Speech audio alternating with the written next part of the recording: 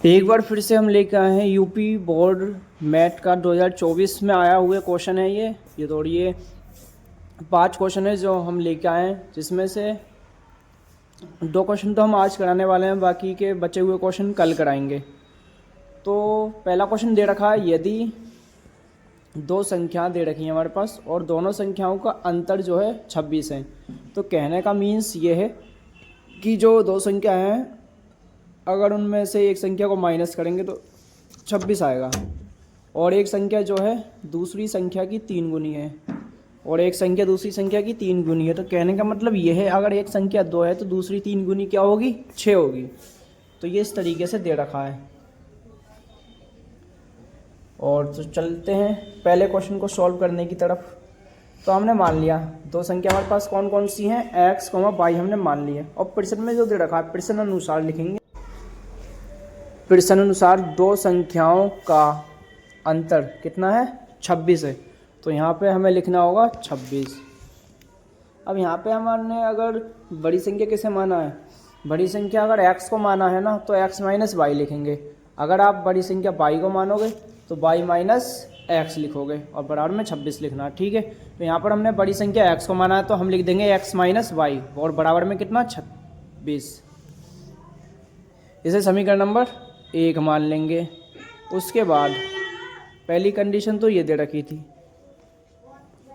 उसके बाद अगली कंडीशन क्या है कि एक संख्या दूसरी की 3 गुनी है, तो x बराबर हम लिख देंगे 3y, यानी कि 3 से मल्टीप्लाई कर देंगे।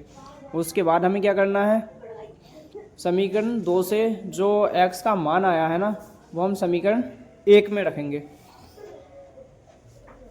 तो यहाँ पे लिखेंगे समीकरण 2 से x का मान समीकरण 1 में रखने पर। तो यहाँ पे अगर हम x की वैल्यू 3y है, 3y को अगर उधर रख देंगे तो 3y माइनस वाई बराबर 26 हो जाएगा। 3y माइनस वाई बराबर कितना हो जाएगा, 26 हो जाएगा। तो इतना आ चुका है। उसके बाद 3y में से 1y जाएगा तो 2y बचेंगे, 2y बराबर 26 ही बचेगा। y का मान निकालना, 2 से 26 को काटेंगे तो 13 बार में कट जाएगा, तो y की वैल्यू निकल के आ गई। तो y की वैल्यू का मतलब है एक संख्या निकल के आ गई।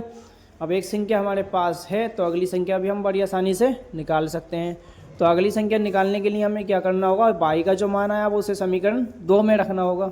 समीकरण 2 कौन सा था, समीकरण 2 वही था जो हमने माना था अपनी तरफ से, जो उसमें दे रखा था प्रश्न अनुसार में जो लिखा था। तो x बराबर 3 गुणा 13 कर देंगे तो 39। तो अगली संख्या कौन सी आ गई हमारे पास, 39 आ चुकी है।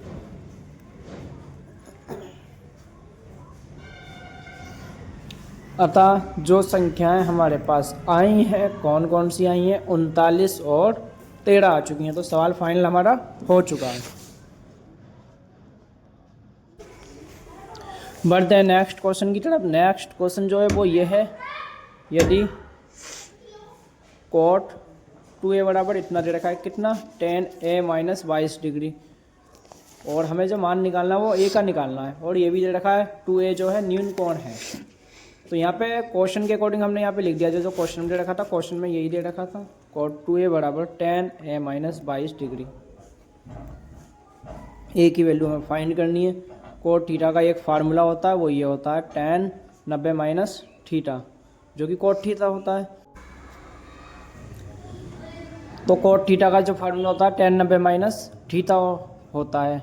अब यहाँ पे हमें करना क्या है, कोट 2a जो लिख रहा है 2a, उसे लिख देंगे tan 90 माइनस 2a। तो ये हो चुका है tan 90 माइनस 2a। उसके बाद बराबर में जो दे रखा है tan a माइनस 22, तो यहाँ पे लिख देंगे tan a माइनस 22 डिग्री। उसके बाद tan से tan कट जाएगा, 90 माइनस 2a बराबर a माइनस 22 बचेगा। उसके बाद फाइनली यहाँ पे हम a की वैल्यू आसानी से निकाल सकते हैं।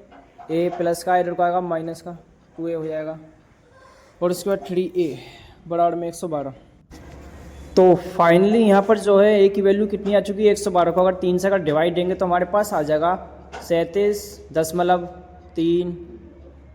तो ये हमारा फाइनल जो आंसर है आ चुका है। a की वैल्यू हमें निकालनी थी, वो हमारे पास आ चुकी है। अब जो बाकी के बचे हुए क्वेश्चन हैं, ये नीचे के 3, ये हम कल कराएंगे, ठीक है। बाकी जो ये क्वेश्चन कराए आप ध्यान से देख लेना। जो ऊपर वाला क्वेश्चन था ये वाला, इस टाइप के क्वेश्चन काफ़ी मैनी टाइम्स आ चुके हैं, तो आप इस क्वेश्चन की काफ़ी अच्छे से प्रैक्टिस कर लेना ताकि आपको वहाँ पे चल के कोई भी दिक्कत ना हो।